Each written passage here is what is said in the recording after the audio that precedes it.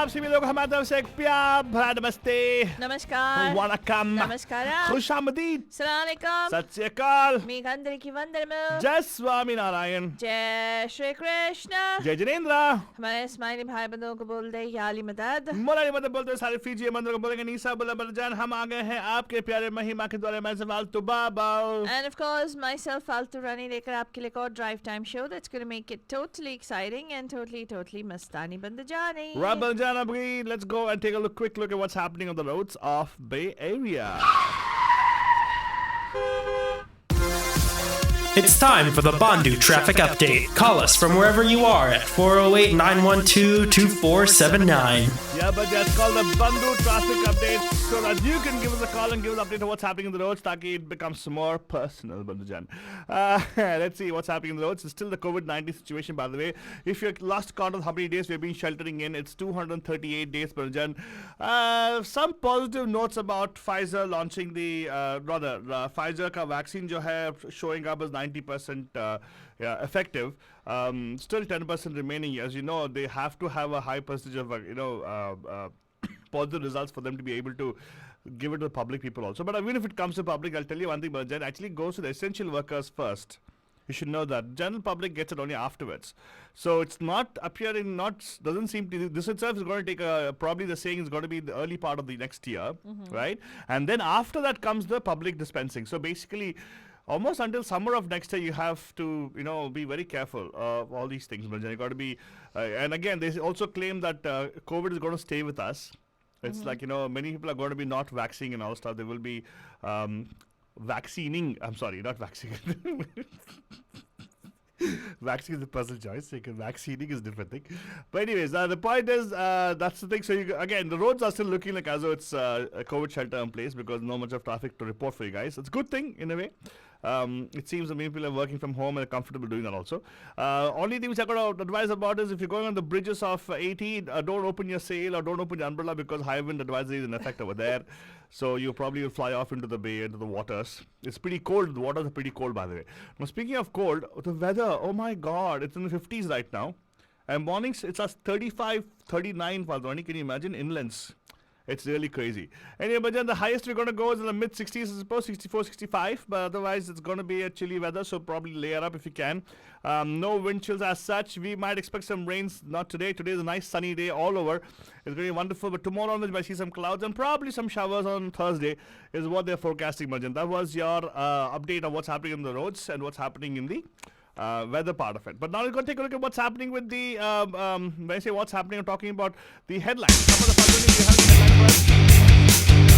Let's go and let's put the headlines for you guys. So we can catch up with about the headlines.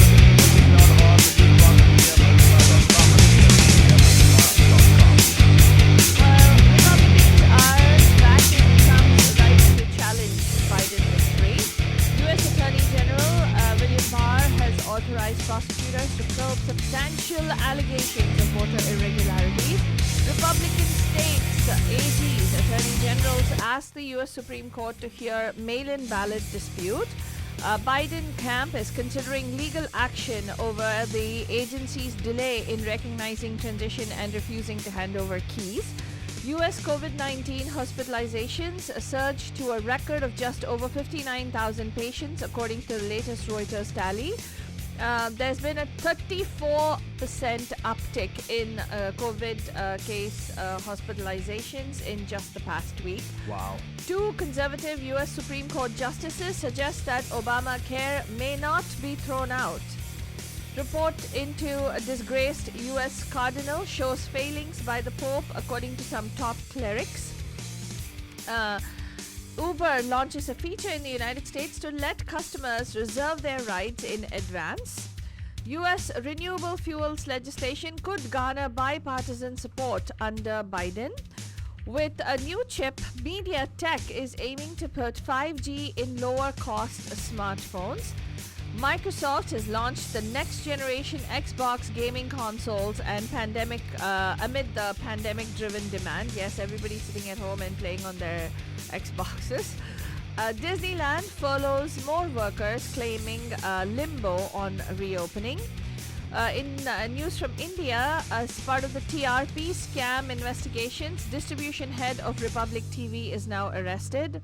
In the SCO summit, in the presence of Chinese Premier Xi Jinping, Prime Minister Narendra Modi speaks of, quote, respecting territorial integrity, unquote.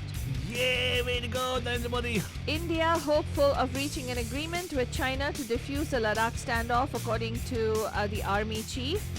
And in the Vijay Mallya case, which we haven't heard about in a long time, they're trying to resolve an issue that's holding up his extradition to India, according to the UK officials.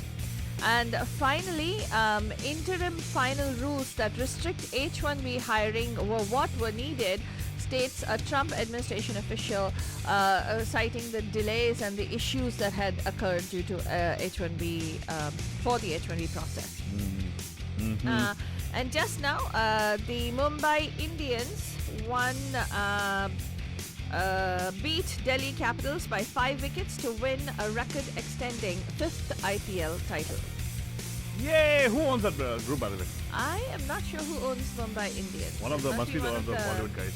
Huh? One of the Bollywood people, I suppose. You're sure? Yeah, Calcutta Knight Riders are owned by Kolkata Knight Riders is owned by... Oh! Shah Rukh Khan. Mumbai Indians Reliance. Oh, Reliance! Mukesh and Neeta Ambani. Very good, very good. They're going to make a lot of money this time. Yeah. And yes, by the way, Balaji, if you do about that, there's a lot of big game, by the way. All these guys are putting money into it because like a legalized betting kind of a thing. Yeah. Preeti Zinta owns the Punjab, I suppose. Kings 11 Punjab, yeah. And I don't know who owns the Chennai Super Kings. I don't know. Anyway, we'll figure it out. Any other point? I don't know. That was the headlines for you guys. We go in the news in detail in just a few minutes. But then it's time for me to go into the Garner Akira for you guys. And Aaj Garner Akira Banja is a very nice spiritual song. And also, it's music by Amit Trivedi, sung by Amit Trivedi himself. Lyrics by Amitabh Bhattacharya. It's a nice song for the movie Kedarnath. Just reminiscing, SSR. That is our Sushant Singh Rajput, who we lost this year, Bamjan. And a talent again lost to all the things in the world this year. 2020 was really a bad year for us. But doesn't matter, Banja. Let's look up to 2021. तेरे जाप के बिना चले ये सांस किस तरह मेरा कर्म तू ही जान क्या बुरा है क्या भला तेरे रास्ते पे मैं तो आंख मूंद के चला तेरे नाम की जोत ने सारा हर लिया तमस मेरा नमो नमो जी शंकरा भोलेनाथ शंकरा जय त्रिलोकनाथ शंभु हे शिवाय शंकरा नमो नमो जी शंकरा भोलेनाथ शंकरा रुद्रदेव हे महेश्वरा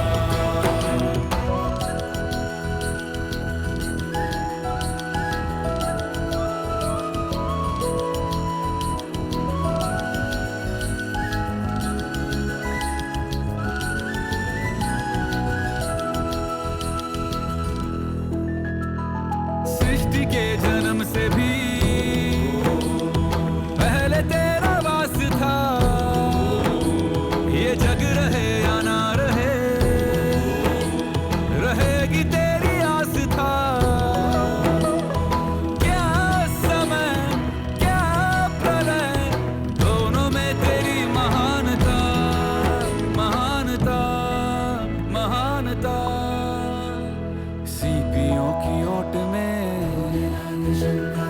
मोतियां हो जिस तरह मेरे मन में शंकरा तू बसा है उस तरह मुझे भरम था जो है मेरा था कभी नहीं मेरा अर्थ क्या निरर्थ क्या जो भी है सभी तेरा तेरे सामने है झुका मेरे सर पे हाथ रख तेरा नमो नमो जी शंकरा भोलेनाथ शंकरा जय त्रिलोकनाथ शंभु हे शिवाय शंकरा नमो नमो जी शंकरा भोलेनाथ शंकरा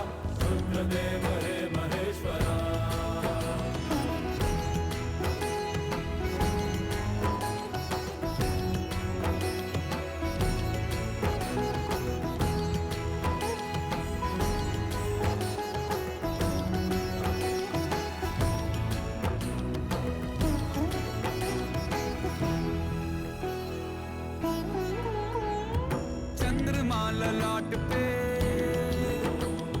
भस्म है भुजाओं में वस्त्र बाघ छाल का है खड़ा पाँव में प्यास क्या हो तुझे गंगा है तेरी जटाओं में जटाओं में जटाओं में दूसरों के वास्ते तू सदैव ही जिया मांगा कुछ कभी नहीं तूने सिर्फ है दिया समुद्र मंथन का था समय जो आ पड़ा द्वंद्व दोनों लोक में विषामृत पे था छिड़ा अमृत सभी मैं बांट के प्याला विष का तूने खुद पिया नमो नमो जी शंकरा भोले राम शंकरा जय त्रिलोकनाथ शंभु हे शिवाय शंकरा नमो नमो जी शंकरा भोले राम शंकरा रुद्रदेव हे Maheshwara. And of course, Bajan, that was a nice song for you guys from the movie Kedarnath, Love Story. I have not seen the movie. Have you seen the movie, Faldani? No, man. I Yeah, haven't. unfortunately, when he was around, I never felt like seeing any of his movies. But now I Anta want to see. Baba, Yeah? you did see his movies One and you or two liked of the it. movies only. You saw Kaipoche, right? No, I didn't see. No, I didn't see Kaipoche. We even saw Byomkesh Bakshi. Kya baat I didn't kar- see Byomkesh Bachi, but I saw the movie, which it was not because of he was there in that.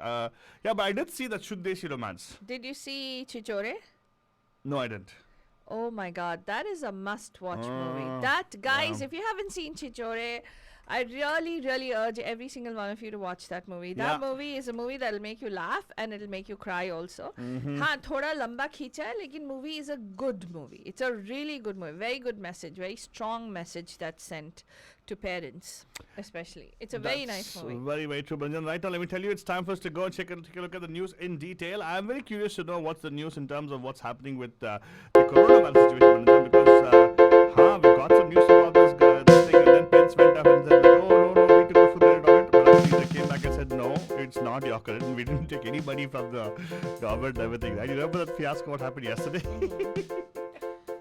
Well, everybody is rushing to take credit for the coronavirus. In fact, even Mike Pence emerged from his hibernation somewhere. He was hiding That's all what I these said days. now. I spoke about Mike Pence. Yeah. And also, who were the other people in the Republican administration who started jumping up and Oh, saying? really? And did you know, like, the way they announced the Pfizer thing also was like as if they did something to make it happen. Yeah. Mm-hmm. Anyway. No, was it the warp speed?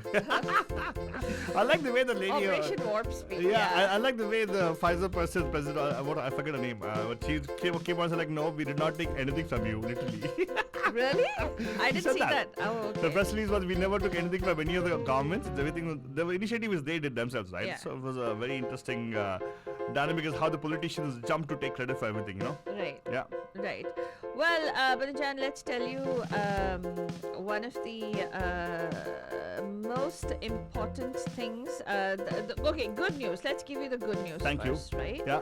So the good news is that Pfizer, as we mentioned yesterday, said early data from the vaccine trial shows that it's more than 90% effective. Okay, and now they're also saying that they expect to have about 50 million vaccine doses globally this year and about 1.3 billion by next year. Monday also brought another glimmer of hope that the FDA has said that it granted emergency authorization for Eli Lilly's antibody therapy to treat mild and moderate coronavirus infections in adults and children. Meanwhile, the US has surpassed more than 10 million infections, far more than any other country. And one of the alarming statistics, according to the latest Reuters tally, is that there were just over 59,000 COVID-19 patients in hospitals across the United States on Monday, the country's highest number ever of inpatients being treated for the disease, with new infections at record levels for the 6th consecutive day. The harsh statistics tallied by Reuters cemented the United States' position as the nation been worst affected by the coronavirus pandemic, even as Pfizer provided some hope with successful late-stage tests of its vaccine. President-elect Joe Biden hailed Pfizer's progress but urged Americans to wear masks, as he noted a vaccine may not be widely available for many months. In the meanwhile, more and more people within the Trump administration are testing positive, including Trump's campaign head, as well as we already know that Mark Meadows tested positive a few days ago. Hospitalizations are a key metric of how the pandemic is progressing because unlike case counts, they are not influenced by the number of tests that are performed. And Texas, in fact, has recorded the highest number of hospitalized patients with 6,103, followed by Illinois with 4,409 and California with 3,668 patients, according to the Reuters tally. In fact, yesterday, for those of you who may not have received, yesterday we received an alert and an advisory from Santa Clara County saying that there has been an uptick in the number of infections surrounding us, not necessarily in our county, but for people to be practicing social distancing protocols and to practice mask wearing, and also to make sure that you are physically distancing, washing your hands as often as you can. You could wear your mask all you want, but if you're not washing and sanitizing surfaces, it is not going to help also, Bandajan. So it's a combination of multiple things. It's a total lifestyle change, like Dr. Sinha would say, right? Let's go on over and talk about something that is even more disconcerting and concerning. It is not over yet, Bandajan. It looks like it's going to be a tough road ahead, especially for Joe Biden and Vice President-elect Kamala Harris. The transition for this administration is likely to be much more difficult than those in his camp had hoped. Donald Trump's administration has yet to sign off on a key document needed to formally begin the transition process. Meanwhile, we all know that Trump fired the Secretary of Defense, Mark Esper. One of the main contentions was the fact that Esper had disagreed with him about bringing out armed troops onto the streets of America. Now he has surrounded himself with people, and Trump has said that openly that he surrounds himself with people who agree with him. He doesn't need people who do not agree with him. Meanwhile, Trump has refused to concede the race and is continuing to claim baseless fraud, election fraud. And Attorney General William Barr has reminded federal prosecutors that they should examine allegations of voting irregularities before states move to certify results, despite proving no evidence of fraud. The Justice Department's top election crimes prosecutor also resigned in protest. Still, as the GOP continues to defend Trump publicly, several top Republicans have acknowledged that there was little chance that the outcome of the election could actually be changed. However, they are backing Trump in his long shot legal challenge. And Biden is, of course, the president-elect is expected to take office on Jan 20th, 2021.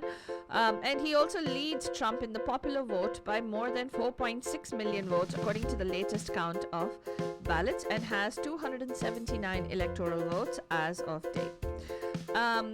The U.S. Attorney General, like I mentioned, has authorized federal prosecutors to pursue investigations into substantial allegations of vote tabulation irregularities and voting, while urging them not to chase, quote, fanciful or far-fetched claims.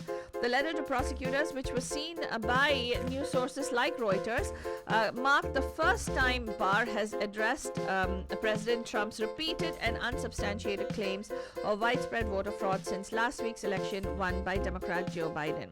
In the meanwhile, a group of Republican attorneys generals on Monday urged the U.S. Supreme Court to take up a case challenging a lower court ruling that extended Pennsylvania's deadline to receive mail-in ballots. They have nothing to do with the state, but they're actually asking the Supreme Court to take it up. Interesting. Yeah. In separate filings, Missouri Attorney General Eric Schmidt, joined by 9 others, including attorneys general from Texas and Louisiana and Ohio, Attorney General Dave Yost said the justices should overturn Pennsylvania Supreme Court's decision that allowed mail-in ballots postmarked by Election Day and delivered through Friday to be counted. Talk about voter suppression and interference. Anyway, Biden camp is now considering legal action over the agency which is delaying in recognizing a transition. President-elect Joe Biden's transition team is considering legal action over a federal agency's delay in recognizing the Democrats' victory over President Donald Trump in last week's election, a Biden official said on Monday. The GSA, which is the General Services Administration, normally, like I mentioned yesterday to you, they recognize a presidential candidate when it becomes clear who has won an election so that a transition of power can begin. That has not yet happened despite US television and news networks declaring Biden as the winner on Saturday after he secured enough electoral votes to secure the presidency. So, want to catch up on this story? We will bring it to you right here on Good Morning Babe. 2 conservative U.S. Supreme Court justices suggest now and have been grappled with, suggest that Obamacare may actually not even be thrown out. The Supreme Court is grappling with whether all of Obamacare should be thrown out in a challenge by Republican-governed states backed by Donald Trump's administration, with 2 conservative justices suggesting that the law should remain intact even if one provision is struck down. The justices heard about 2 hours of arguments by teleconference in an appeal by a coalition of Democratic-governed states, including California and New York, and the Democratic-led House of Reps to preserve the Affordable Care Act, as Obamacare is formally known. Chief Justice John Roberts and fellow conservative, Brett Kavanaugh both asked questions that suggested that they were skeptical of Republican arguments that all of Obamacare must fall, even if one provision, known as the individual mandate, is found to be unconstitutional. That provision required people to obtain insurance or pay a financial penalty.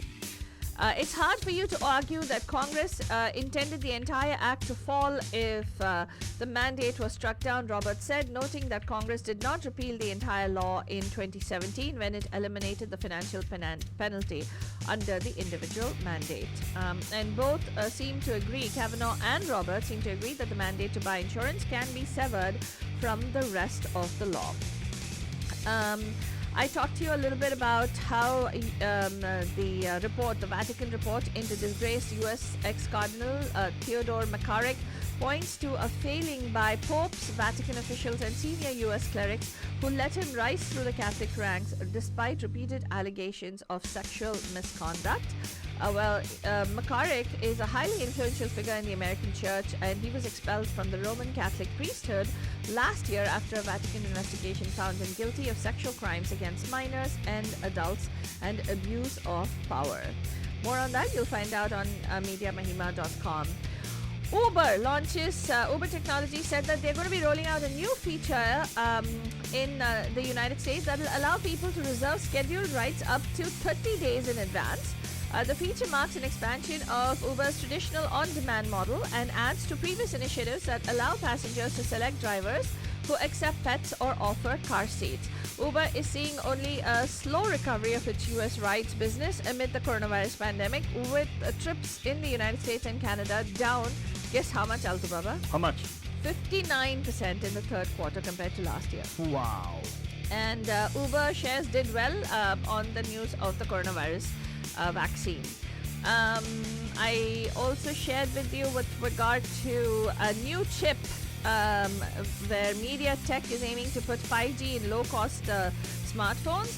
Well, MediaTek Inc. 2454.tw on Tuesday released a new smartphone chip that aims to bring 5G connectivity to lower-priced devices and a new chip for Chromebooks to try to meet the booming demand for low-cost laptops in the education market. The Hinchu Taiwan-based chip designer said the new Dimensity 700 smartphone processor chip will offer 5G connectivity, improve battery life, and bring in processing capabilities now found in higher-end devices. And of course, holiday season, get ready because Microsoft has launched 2 models of its Xbox gaming consoles 7 years after the debut of the previous version to capture a pandemic-driven boom in consumer spending on games. I'll never understand this, Altubaba. I don't have an Xbox and I don't know how to play those games. It really boggles my mind. Have you ever played? No. And of course, sad news, Banijan, Disneyland reopening is still in a limbo and more workers have been furloughed from Disneyland. In news from India, the Mumbai City Crime Branch probing the television rating point manipulation scam arrested Ghanshyam Dilip Kumar, distribution head of Republic TV, on charges of paying a monthly sum to artificially increase the viewership figures of the channel. And in an SCO summit, Prime Minister Narendra Modi, who for the first time came face-to-face with Chinese President Xi Jinping since the Ladakh standoff, was reported in May, on Tuesday spoke about the importance of respecting one another's sovereignty and territorial integrity. India believes that to enhance connectivity, it is important that we move forward while respecting each other's sovereignty and territorial integrity, Prime Minister Modi said while speaking at the Shanghai Cooperation Organization Summit. And of course, he was rocking a wonderful beard, by the way. Oh yeah, really. And of course, in the meanwhile, the Army Chief of India has, General M.M. Naravane, has said that they are hopeful of reaching an agreement with China to defuse the Ladakh standoff very soon. The issue about Vijay Mallya, for that you'll have to go to MediaMahima.com, where there is some news about how Jan Thompson, who is the UK official, was saying that there is no precise timeline on when he will be extradited because of some small legal policy issues which need to be resolved. And the Trump administration has banked on the fallout of COVID-19 and the resultant unemployment to affirm its stand that the interim final rules, which make it challenging for H-1B workers, need to be quickly introduced. They're delaying this. 2 sets of rules that were issued in early October as interim final rules were hiked significantly wages for H-1B workers and came into effect from October 8th. The other set of rules issued by the DHS, which will come into effect from early December, set out more restrictive eligibility norms for H-1B visas and also curtail the tenure of the visa to 1 year in case of third-party placement of workers. So there you go. They're making it even more difficult for H-1B skilled workers to come into this country. So get more information about all of this on MediaMahima.com. We'll be back tonight live at 5 on the Pam Pam Show. Have yourselves a terrific Tuesday.